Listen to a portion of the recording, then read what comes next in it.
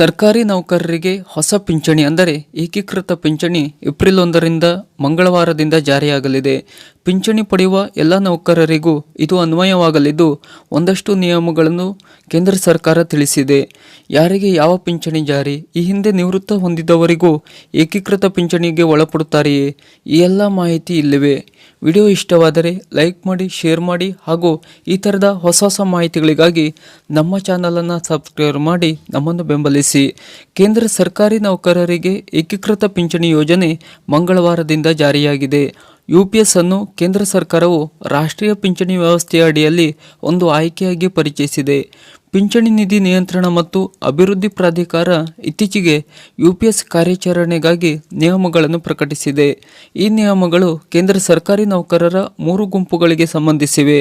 ಮೊದಲ ವರ್ಗವು ಏಪ್ರಿಲ್ 1, 2025ರಂದು ಸೇವೆಯಲ್ಲಿರುವ ಅಸ್ತಿತ್ವದಲ್ಲಿರುವ ಕೇಂದ್ರ ಸರ್ಕಾರಿ ಉದ್ಯೋಗಿಯನ್ನು ಒಳಗೊಂಡಿದೆ. ಅವರು NPS ವ್ಯಾಪ್ತಿಗೆ ಒಳಪಡುತ್ತಾರೆ. ಆದರೆ ಎರಡನೇ ವರ್ಗವು ಏಪ್ರಿಲ್ 1, 2025ರಂದು ಅಥವಾ ನಂತರ ಸೇವೆಗೆ ಸೇರುವ ಕೇಂದ್ರ ಸರ್ಕಾರಿ ಸೇವೆಗಳಲ್ಲಿ ಹೊಸದಾಗಿ ನೇಮಕಗೊಂಡವರನ್ನು ಒಳಗೊಂಡಿದೆ.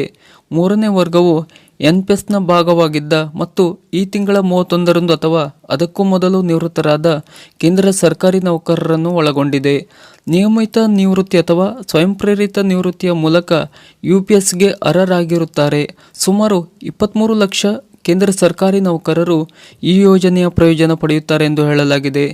ಜನವರಿ 1, 2024ರಂದು ಅಥವಾ ನಂತರ ಸೇವೆಗೆ ಸೇರಿದ ಸರ್ಕಾರಿ ನೌಕರರು ಹಾಗೂ ಭವಿಷ್ಯದಲ್ಲಿ ಸೇರಲಿರುವವರಿಗೆ UPS ಮುಕ್ತಾಯವಾಗಿದೆ.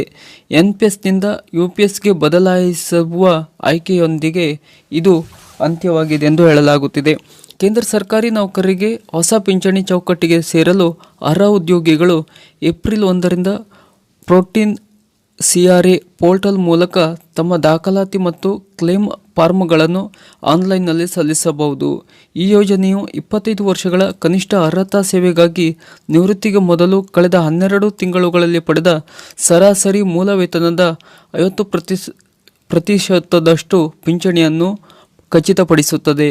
ಉದ್ಯೋಗಿ ನಿಧನರಾದ ಸಂದರ್ಭದಲ್ಲಿ ಕುಟುಂಬವು ಪಿಂಚಣಿಯ 60% ಪಡೆಯುತ್ತದೆ.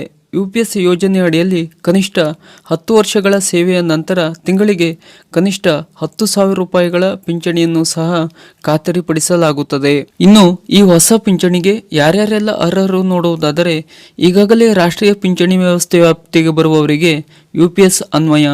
25 ವರ್ಷ ಅಥವಾ ಅದಕ್ಕಿಂತ ಹೆಚ್ಚು ಅವಧಿಗೆ ಸೇವೆ ಸಲ್ಲಿಸಿದವರಿಗೆ ನಿವೃತ್ತಿ ಬಳಿಕ ಮೂಲ ವೇತನದ 50% ಮೊತ್ತವನ್ನು ಪಿಂಚಣಿಯಾಗಿ ನೀಡಲಾಗುತ್ತದೆ. 10 ವರ್ಷ ಸೇವೆ ಸಲ್ಲಿಸಿದವರಿಗೆ ಮಾಸಿಕ 10,000 ರೂಪಾಯಿಗಳ ಪಿಂಚಣಿ ಈ ಏಕೀಕೃತ ಪಿಂಚಣಿಯಲ್ಲಿ ಸಿಗಲಿದೆ. 10 ವರ್ಷಗಳಿಗಿಂತ ಮೊದಲು ರಾಜೀನಾಮೆ ನೀಡಿದವರು, ಕೆಲಸದಿಂದ ವಜಾಗೊಂಡವರಿಗೆ ಪಿಂಚಣಿಯು ಸಿಗುವುದಿಲ್ಲ. 2025ರ ಮಾರ್ಚ್ 31 ಅಥವಾ ನಂತರ ಕೆಲಸಕ್ಕೆ ಸೇರಿದವರು 30 ದಿನದೊಳಗೆ UPS ಆಯ್ಕೆ ಮಾಡಿಕೊಳ್ಳುವುದು ಕಡ್ಡಾಯವಾಗಿರುತ್ತದೆ. ಇದು ಏಕೀಕೃತ ಪಿಂಚಣಿಯಲ್ಲಿ ತಂದಿರುವ ಹೊಸ ನಿಯಮದ ಕೆಲವೊಂದಿಷ್ಟು ಮಾಹಿತಿ.